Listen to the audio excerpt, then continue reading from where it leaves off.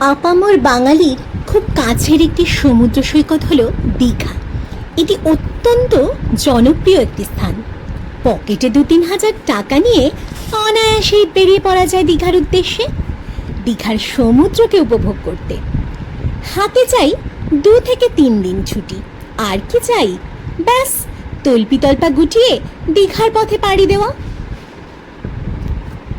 নমস্কার আমার প্রিয় বন্ধুরা, আমি হচ্ছি পিয়ালি। সুপ্রভাত আমার সকল বন্ধুকে। আমাদের লাগেজ রেডি, আমরা এবার যাচ্ছি দীঘার উদ্দেশ্যে। আমার মামা 2 দিনের জন্য নিয়ে যাচ্ছে দীঘায়, স্যাটারডে সানডে। তো পুরীর পরে আবার সমুদ্রে যাচ্ছি, চট করে বেরিয়ে পড়ছি। তো তোমরাও আমাদের সাথে থেকো, ওকে। পাখি সব করে রব রাতি পোহাইল, কাননে কুসুম কলি সকলই ফুটিল। রাতের অন্ধকার শেষ হয়ে দিনের আলো ফুটেছে, কি অপরূপ শোভা। আমরা এই দিনের আলোয় বেরিয়ে পড়লাম আমাদের দীঘার উদ্দেশ্যে। আমরা চলে এসেছি চাপাডালি বাস স্ট্যান্ডে। সব বাস দাঁড়িয়ে আছে, সকাল সকাল, রাস্তাঘাট অনেকটাই ফাঁকা। এখান থেকেই দীঘার বাস ছাড়ে, আমাদের 6টার সময় বাস। তো আমরা রেডি, আমরা এগিয়ে যাচ্ছি। পরপর বাস দাঁড়িয়ে আছে স্ট্যান্ডে। এটা হলো তিতুমির বাস স্ট্যান্ড বারাসাতের। যারা বারাসাতে থাকো তারা সবাই জানে। এই যে আমরা চলে এসেছি এখানে, টিকিট কাউন্টারের এখানে অনেকটাই ভিড়। সকাল সকাল অনেকেই নানান দিকে যাবে। বারাসাতের চাপাডালি মোড়ে এই তিতুমির বাস স্ট্যান্ড থেকে অনেক জায়গায় যাওয়ার বাস ছাড়ে।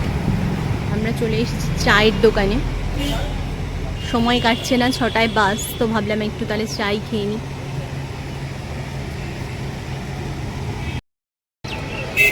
এই যে গরম গরম চা, ঢুকতে পারছি না, নিচে রাখছি।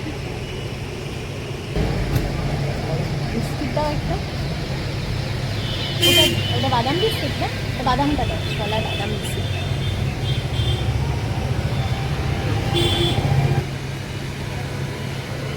সাথে বাদাম বিস্কিট আর লিকার চা। চাটা প্রচণ্ড গরম, খেতেই পাচ্ছি না। এত গরম চা খাই না আমি, জিভটা একটু পুড়ে গেল। চলে এসছে, সবাই ওয়েট করছে। আমাদের বাস চলতে চলতেই বাইরের দৃশ্যকে উপভোগ করতে করতে আপনাদেরকে জানিয়ে দিই আপনারা কিভাবে বাসে করে দীঘা যাবেন। আগেই দেখিয়েছি যে আমাদের বারাসাতে চাপাডালি বাস স্ট্যান্ড থেকে বাস ছাড়ে দীঘার উদ্দেশ্যে। এছাড়াও আপনারা পেয়ে যাবেন ধর্মতলা থেকে দীঘা যাওয়ার বাস, আর পেয়ে যাবেন হাওড়া থেকেও দীঘা যাওয়ার বাস, WBSTCর বাসও পেয়ে যাবেন, SBSTCর বাসও পেয়ে যাবেন।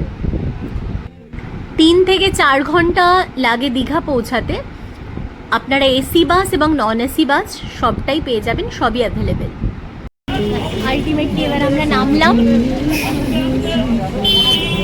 জাস্ট দীঘা এসে নামলাম। এবার হোটেলের দিকে যাওয়ার পালা। হ্যাঁ, আসলে আমরা মামার সাথে এসেছি, তো মামারা কালকে রাতেই বাস ছেড়েছে, ওরা ভোর ভোরবেলায় পৌঁছে গেছে। তো আমরা আলাদা করে আজকে সকালে বাস ধরলাম, তো আমরা একটু লেট হয়ে গেলাম, বাট ঠিক আছে, আমাদের কালকে দিনটা নষ্ট হয়নি। চলো হোটেলে যাই। এবার আমরা অটো ধরবো, এগিয়ে যাচ্ছি।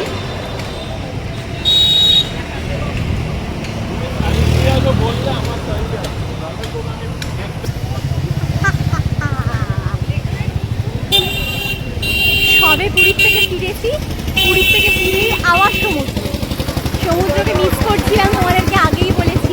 তাই জন্য আবার দীঘা চলে আসলাম, যাতে সমুদ্রকে বেশি মিস করছিলাম বলে আবার দীঘায় চলে আসলাম। আসলে আমাদের টার্গেট আবার জগন্নাথ দর্শন, জগন্নাথ মন্দির দেখব। আমরা এবার টোটোয় উঠেছি, উঠে এবার এগিয়ে যাচ্ছি মামার উদ্দেশ্যে, মামার কাছে যাচ্ছি। দেখি তারা কি ব্যবস্থা করেছে আমাদের স্বাগত জানানোর জন্য। আমরা রয়েছি হোটেল সিগনেচারে, এটা হলো হেলিপ্যাডের এদিকটায়। চলুন আস্তে আস্তে রিসেপশনের দিকে এগিয়ে যাই, আপনাদেরকে জানিয়েও দিই যে এদের রেটটা কীরকম আছে।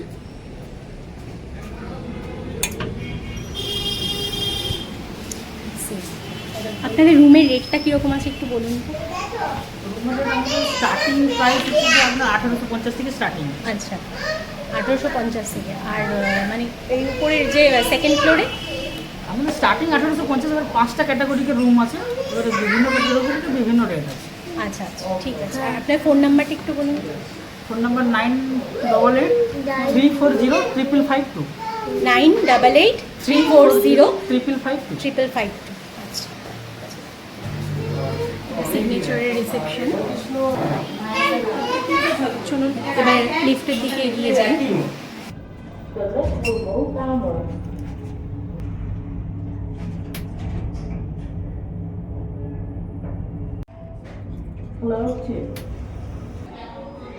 দেখুন দু সাইড দিয়ে রুম রয়েছে, খুব সুন্দর সিগনেচার হোটেলটা।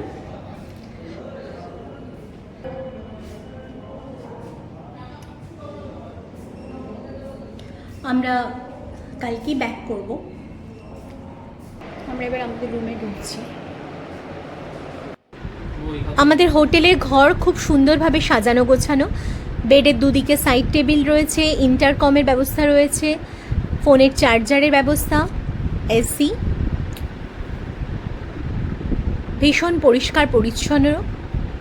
এখানে দেখুন ড্রেসিং টেবিল, টিভি, ওয়ার্ড্রপ সবই রয়েছে। ওয়াশরুমটাও খুব পরিষ্কার পরিচ্ছন্ন, গিজার রয়েছে, কমোডের ব্যবস্থা রয়েছে।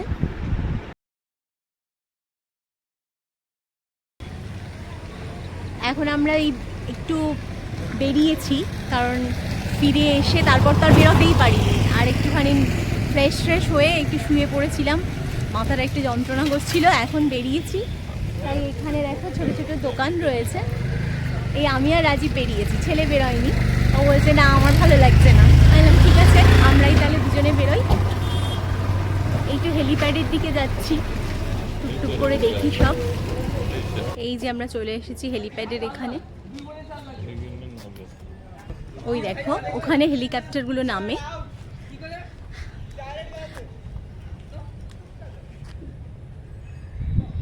এই সাইডটা এর আগে কখনো আসিনি, প্রচুর হোটেল রয়েছে। আসলে দীঘায় এত মানুষ আসে, মানে বাঙালির প্রিয় স্থান হলো পুরী, দীঘা আর দার্জিলিং, তো সেই কারণে এত হোটেল। কিন্তু প্রত্যেকটা বুক, স্যাটারডে সানডে কোথাও কোনো খালি নেই। এবার আরও আস্তে আস্তে জগন্নাথ মন্দির হচ্ছে। এবার মন্দির হয়ে গেলে তো তৈরি, ব্যাস আর কথাই নেই। তখন তো ভিড় আরও বাড়বে, কারণ সবাই সমুদ্রের আকর্ষণে আসে, এবার আবার জগন্নাথ মন্দিরের আকর্ষণেও আসবে। এই হলো দীঘার জাহাজ বাড়ি।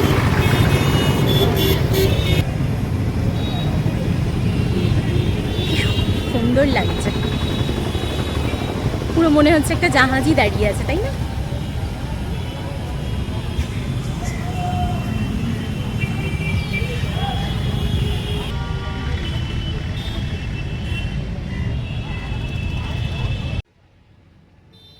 এই হলো দীঘার অমরাবতী পার্ক। এর ভেতরে রোপওয়েও আছে।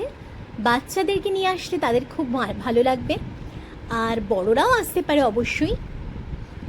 বেশ সুন্দর সাজানো গোছানো বাগান, ভেতরে ছোট ছোট দোলনার ব্যবস্থা রয়েছে, সুন্দর লাগে বেশ।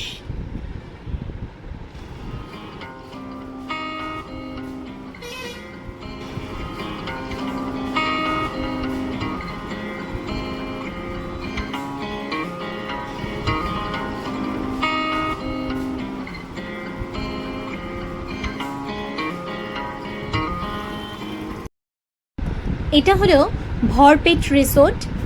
এখানে থাকার সুব্যবস্থা রয়েছে, এছাড়া রেস্টুরেন্টও রয়েছে। এবার আমরা এগিয়ে চলেছি দীঘা স্টেশনের দিকে।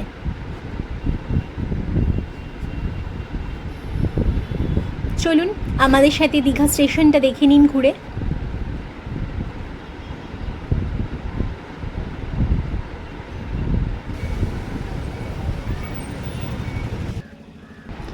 প্রথমে আসি কিভাবে দীঘা যাবেন। কলকাতা থেকে ট্রেনে কিংবা বাসে অনায়াসে দীঘা চলে যাওয়া যায়। হাওড়া থেকে প্রতিদিন সকাল 6:50 তাম্রলিপ্ত এক্সপ্রেস ছাড়ে, দীঘা পৌঁছয় 10:05 সকালে। এছাড়া কান্ডারি এক্সপ্রেস প্রতিদিন দুপুর 2:25 ছাড়ে, এটা দীঘা পৌঁছয় বিকেল 5:50।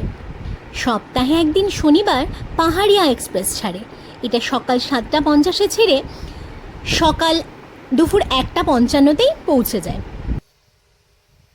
এবার আমরা দীঘার বর্তমানে মূল আকর্ষণ জগন্নাথ মন্দির দেখতে চলে এসেছি। এই হলো দীঘার জগন্নাথ মন্দির। এই মন্দির নির্মাণের দায়িত্বে রয়েছে হিডকো। এই মন্দির নির্মাণের জন্য 200 কোটি টাকা বরাদ্দ করা হয়েছে। পরিকল্পনা অনুসারে টোটাল 8টি মন্দির এর ভেতরে তৈরি হবে। তার 3টিতে থাকবে জগন্নাথ, বলরাম, সুভদ্রা, আর আরেকটিতে মা লক্ষ্মী বিরাজ করবেন। এছাড়া বাকিগুলোতে থাকবে রান্নাঘর, বিশ্রামাগার, অতিথিশালা।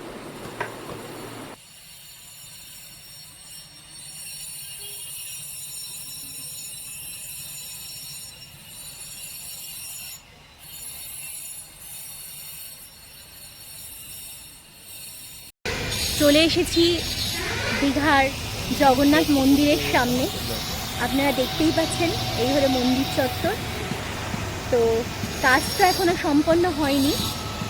আমাদের ওড়িশায় যেমন পুরীতে জগন্নাথ ধাম রয়েছে, আর আমাদের পশ্চিমবঙ্গের দীঘায় তৈরি হচ্ছে জগন্নাথ মন্দির। ব্যাপারটাই অন্যরকম। জানি সবারই দেখার খুব ইচ্ছা, সবাই খুব এক্সাইটেড।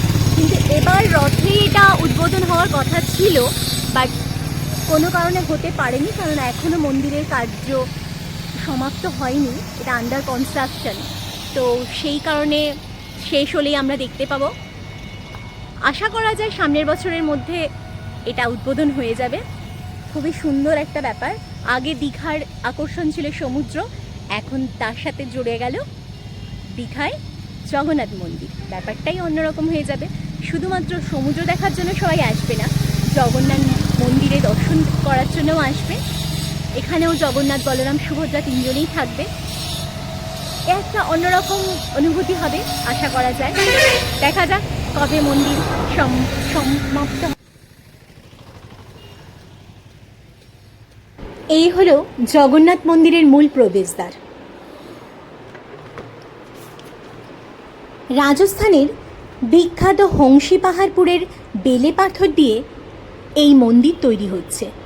এর উচ্চতা 65 মিটার। এই মন্দিরের পরিচালনার দায়িত্বে থাকছে দীঘা শঙ্করপুর উন্নয়ন পর্ষদ। এখানে প্রায় 200 জন শ্রমিক কাজ করছে, ভাবতে পারছেন? 15 কোটি টাকা ব্যয় করে লাইট ও সাউন্ড আর ফোয়ারার ব্যবস্থা হচ্ছে, আর এখানে হয়তো অতিথিশালাও থাকবে।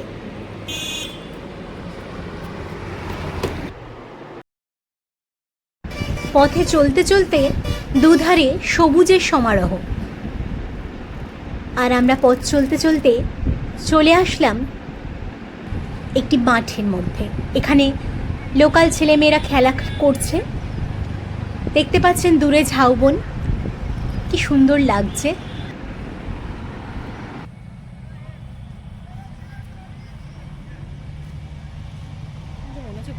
আমরা চলে এসেছি zoological survey of India, marine aquarium and regional centre. এই হলো দীঘার অ্যাকোয়ারিয়াম। এই হলো সেই 40 ফুট তিমির স্কেলেটন। এই কঙ্কালটা দেখুন, দীঘার মোহনায় পাওয়া গেছিল এই তিমি মাছটাকে, তো সেটারই এটা কঙ্কালটা।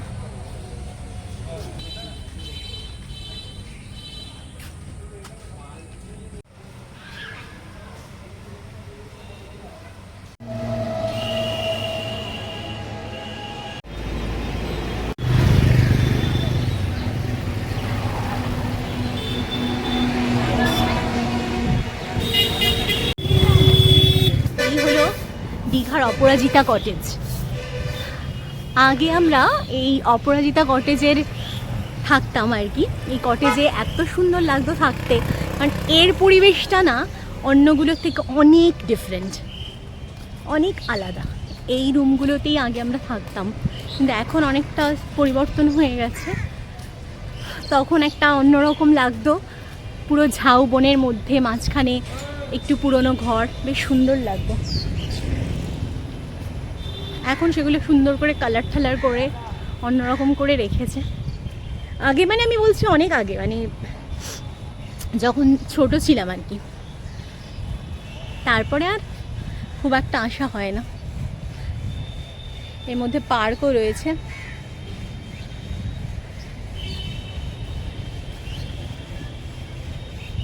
খুব ভালো লাগে, এখান থেকে সমুদ্রের হাওয়াটাও পাওয়া যায় আর বেশ সুন্দর।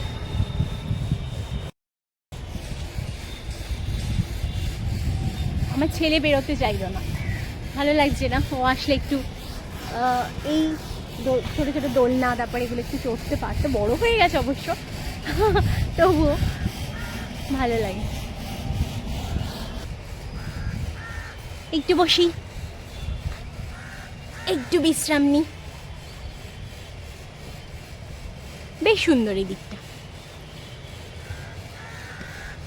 ওদিকটা ঝাউ গাছ, নারকেল গাছ।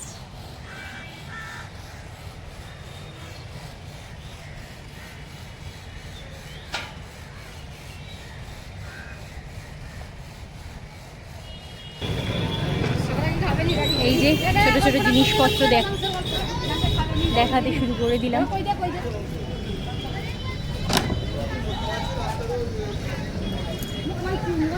এই যে আমরা চলে এসেছি দীঘার পার্কে, ওল্ড দীঘার পার্ক।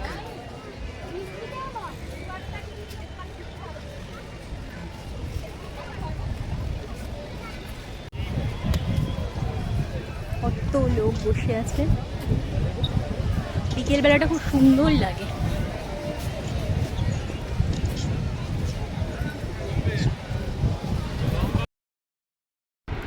দীঘার এই পার্কটি এত সুন্দরভাবে সাজানো গোছানো দেখেই আমরা স্টাইল মেরে একটি ছবি তুলতে শুরু করে দিলাম। সন্ধ্যায় কিন্তু দারুণ লাগছে বলুন।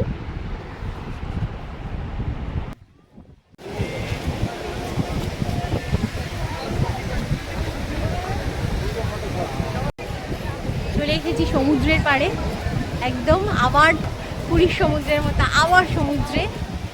খুব দুঃখ করছিলাম না লাস্ট ব্লগে যে আমার সমুদ্র ছেড়ে যেতে ইচ্ছা করছে না, ভালো লাগছে না, তাই জন্য আবার দৌড়ে দৌড়ে ছুটতে ছুটতে মামার ডাকে চলে আসলাম সমুদ্রের পাড়ে। এখন আলটিমেটলি আবার আসলাম এবার দীঘার সমুদ্রে।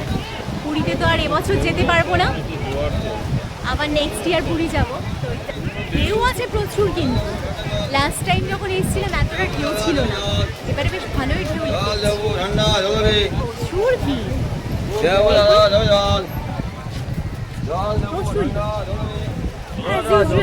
দীঘাতে এরকমই থাকে ভিড়টা, আর প্রচুর লোক স্নান করছে,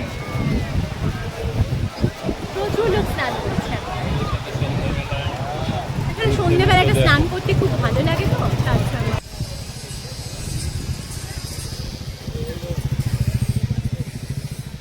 দীঘার সমুদ্র সৈকতের খুবই কাছে রয়েছে শ্রী জগন্নাথ মন্দির, গঙ্গা দেবী ও রাধা গোবিন্দ মন্দির। মন্দিরটি খুবই ছোট্টর মধ্যে সমুদ্রের পাশ দিয়ে ঝাউবনের খুবই কাছে এই মন্দিরটি নির্মিত। মন্দিরটি ওল্ড দীঘা থেকে 800 মিটার দূরত্বে অবস্থিত।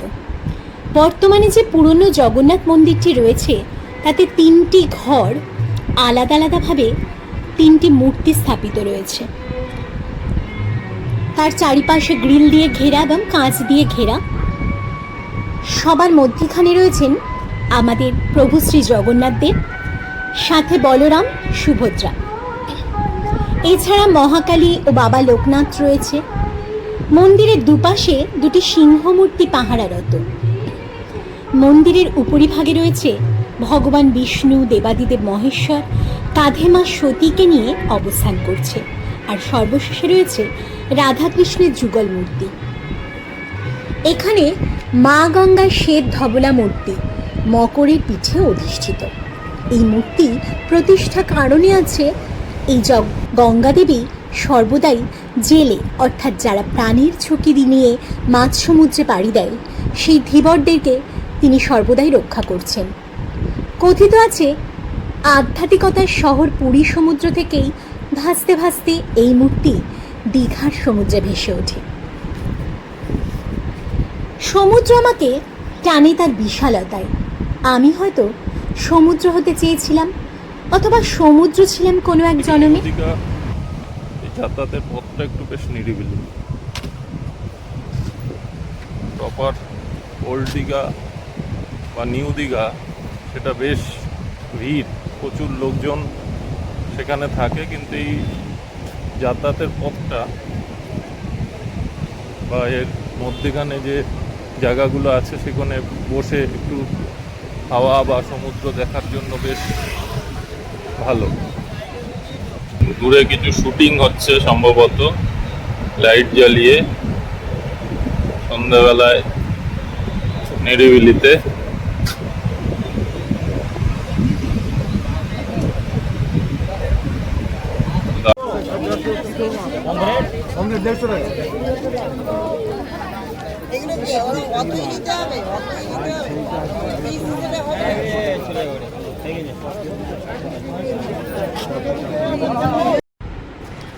আজ দীঘায় দ্বিতীয় দিন। আমরা সকাল সকাল 3 মূর্তি বেরিয়ে পড়েছি। এবার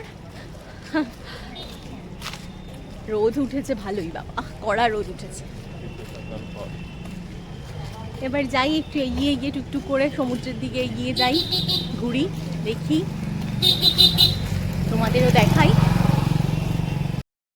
এই যে মামাকে তো দেখানো হয়নি, এই যে মামার সাথে এখন সকাল সকাল আড্ডা মারতে চলে আসলাম আমাদের রুম থেকে। মামার রুমটা একটুখানি দূরে, তো এসেই এখন এখানে গল্প টল্প করছি। মামা খুব ব্যস্ত, সকালবেলা মাংস টাংস নিয়ে আসতে গেছে, এখন আবার লেগে পড়েছে কি লুচি আর ছোলার ডাল আর লুচি ছোলার ডাল হচ্ছে।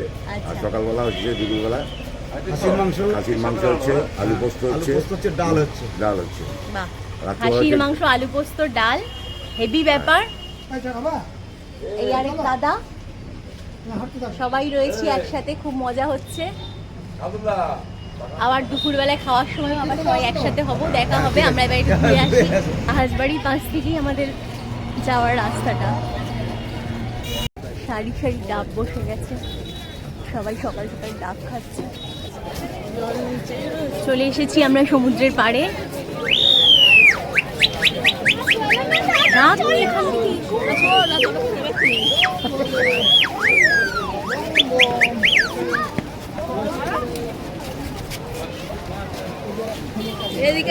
বেলুনের শাড়ি, কত বল।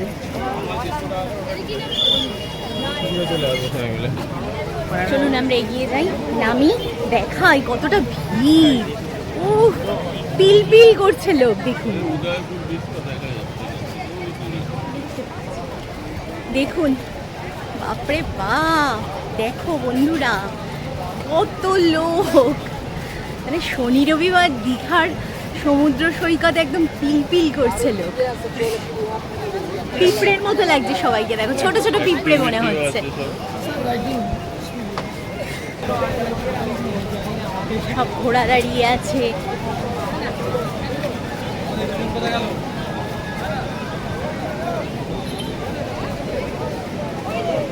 সব সাদা ঘোড়ারা লাইন দিয়ে দাঁড়িয়ে আছে।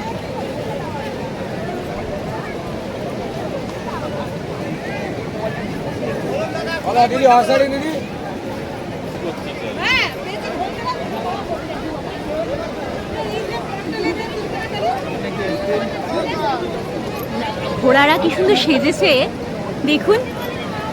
বাহ, ওই যে রাজীব দাঁড়িয়ে পড়েছে অলরেডি ছবি নেওয়ার জন্য, বলছে ছবি তুলে দিতে হবে। এই একটাই কাজ এর, যেখানেই আসবে শুধু ফটো তুলে দাও।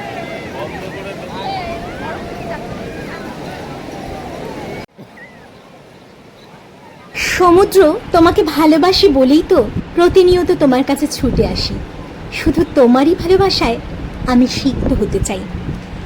আমি সর্বদা স্বাধীনতায় বিশ্বাসী ও মুক্ত বাতাস আমার বড়ই প্রিয়। তাই বারে বারে সাগর আমায় হাতছানি দেয়। ঢেউয়ের মিতালিতে চোখ জুড়াতে আমি ভীষণ ভালোবাসি।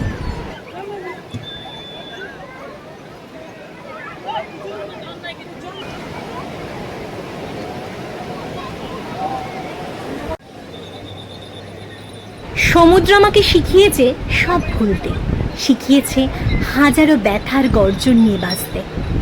সমুদ্রের এই নীল জলরাশি আর সারি সারি পাথরের মেলা, প্রাণ খোলা নিঃশ্বাস আর মুক্ত মনে হাসির খেলা। পরের জন্মে সমুদ্র হব কিনারা শেষে, মিলবে আকাশ, প্রেম হবে মেঘের সাথে।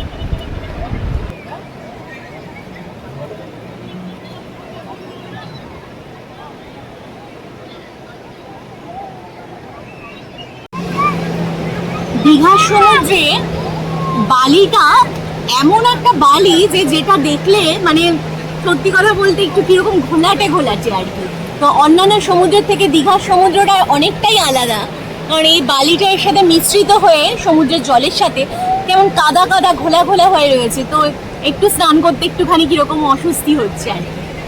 তবুও সবাই করছে, প্রচুর মানুষ, কিন্তু একটু ডিফারেন্ট। দেখুন বালিগুলো পুরো একটু কাদা কাদা টাইপের বালি, সাদা বালি অ্যাকচুয়ালি।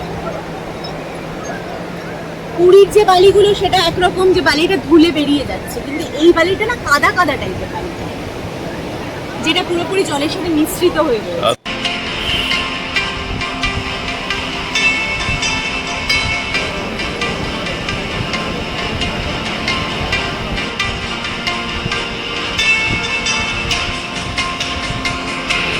এদিকে সমুদ্রটা দেখুন একটু অন্যরকম লাগছে, মানে একটু নিরিবিলি লাগছে এই জায়গাটা। এই বিচটার এখানটা একটু বাবা এতক্ষণে নিরিবিলি পেয়েছি, তাই জন্য এদিকটাই চলে আসলাম।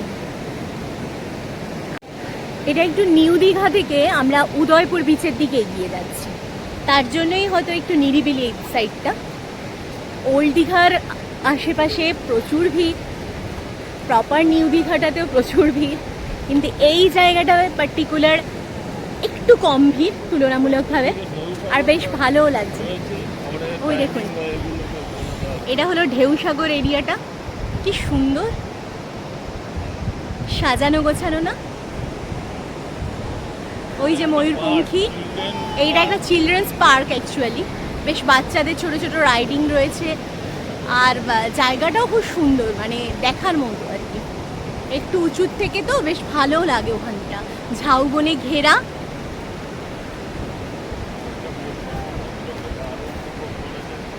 একটু উঁচুর থেকে ওপরে বসে সমুদ্রটাকে ভালোভাবে অনুভব করা যায়, মানে সুন্দরভাবে দেখা যায় আর কি।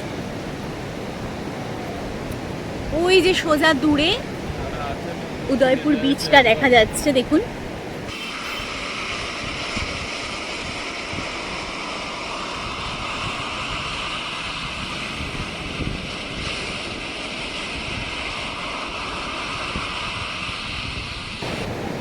এখানে কিছু লাঠি খেলা, ক্যারাটে, তার কিছু প্রশিক্ষণ হচ্ছে। ওদিকে সব জেলেরা জাল দিয়ে যাচ্ছে মাছ ধরতে, কিংবা মাছ ধরে ফিরছে, কিছু একটা হবে। বাস লাঠি খেলাটা দেখুন, খুবই ভালো লাগবে।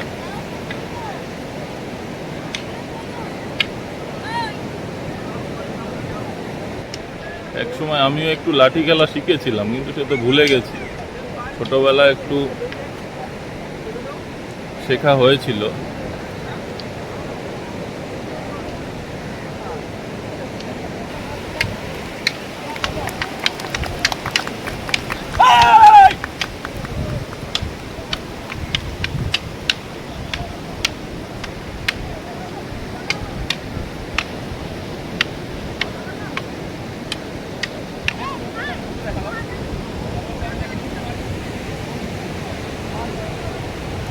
জেলেরা যেভাবে মাছ ধরে, এত কষ্ট করে, আমরা তো মাছ খাচ্ছি, বাজারে পাচ্ছি,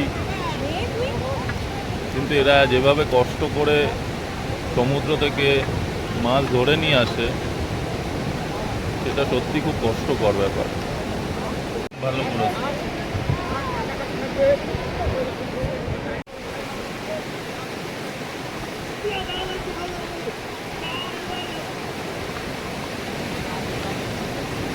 কি সুন্দর দল বেঁধে এগিয়ে নিয়ে যাচ্ছে। আমরা শুনেছি একতাই বল, সেটাই আমরা দেখতে পাচ্ছি।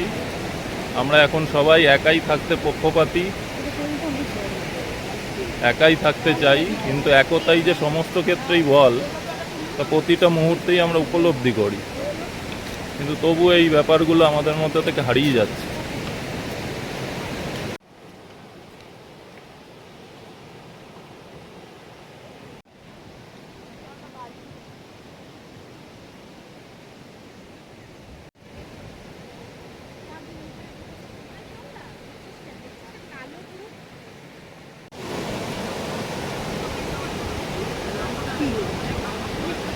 আগে দেখলাম জালটা নিয়ে গেল, এবার দেখুন নৌকোটাকে নিয়ে যাচ্ছে। এত ভারী একটা নৌকো কিভাবে সবাই পাড়ে এটা নিয়ে যাচ্ছে, সত্যি এটা দেখার মতন একটা ব্যাপার। এটাকেই বলে ইউনিটি স্ট্রেংথ। দারুণ দারুণ। এই একত্র হয়েই যে কোনো কাজ আমরা সহজেই করতে পারি এবং সফলতা অর্জন করতে পারি। যেরকম দেখা যায় পিঁপড়েদের মধ্যে এই ইউনিটিটা, সেরকম আমাদেরও দেখুন এখান থেকে অনেক কিছু শেখার আছে, যে একত্র হলে কোনো কাজই অসম্ভব নয়, সব কিছুই সম্ভব। দারুণ, অসাধারণ। সাগর ডাকে আয় আয় আয়। সাগর দেখে একটু গান গেয়ে নিলাম। দেখুন এই হলো ঢেউসাগর চত্বর। দারুণ সোজা ঝাউ গাছ দাঁড়িয়ে আছে, ঝাউ গাছ এক পায়ে দাঁড়িয়ে। কি সুন্দর ব্যাপারটা, দৃশ্যটা। লাইন দিয়ে ঝাউ গাছ। এই দীঘায় এই ঝাউ গাছটাই দেখবার মতো। সেই ছোটবেলা থেকেই ঝাউ বন দীঘার একটা মেন আকর্ষণ। এরই মধ্যে দেখুন এই যে ঢেউসাগর, এটা তৈরি হচ্ছে এই পার্টটা। কি সুন্দর, দুটো হাত বাড়িয়ে আমাদেরকে ডাকছে, দুটো হাত সমুদ্রকে হাতছানি দিচ্ছে। এখান থেকে সমুদ্র দেখার অভিজ্ঞতাটাই আলাদা। ওখানে জঙ্গলের মধ্যে শান্তিতে সুন্দরভাবে শুয়ে থাকলাম, একটু বসে থাকলাম, অনেকটা সময় কাটানো যায়। তো আপনারাও সবাই আসবেন, যখনই দীঘায় আসবেন ঢেউসাগরটা কিন্তু কেউ মিস করবেন না, কারণ খুব সুন্দর লাগে এই জায়গাটা। নিউ দীঘা এটা অবশ্য।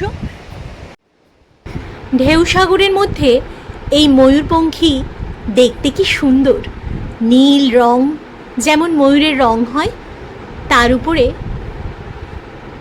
সুন্দরভাবে সাজানো খাঁচা।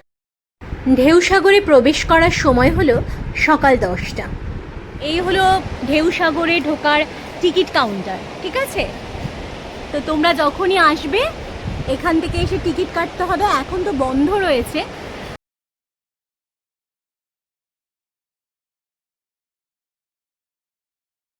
এই যে আমাদের গ্রুপে সবাই মিলে এসেছে।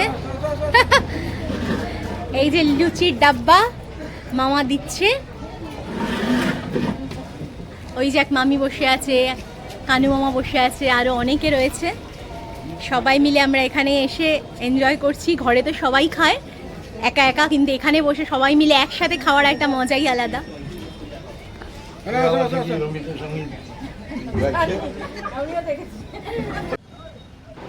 ভবিষ্যতে দীঘার আকর্ষণ বাড়াতে চলেছে এই জগন্নাথ মন্দির, তা তো বলাই বাহুল্য। জগন্নাথ মন্দিরের কাজ প্রায় শেষের পথে।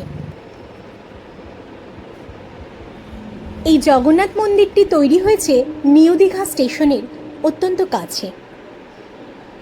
মন্দিরের নির্মাণ কার্য শুরু হয়েছে 2022-এর মে মাস থেকে। এই মন্দিরটি তৈরি হচ্ছে দীঘা শঙ্করপুর উন্নয়ন পর্ষদের দেওয়া 20 একর জমির উপর। দেখুন কি সুন্দর স্টার ফিশ ঝুলছে, এইগুলোকে ফ্রাই করে খাওয়া হবে আর কি। আপনারা চাইলে আপনারাও খেতে পারেন।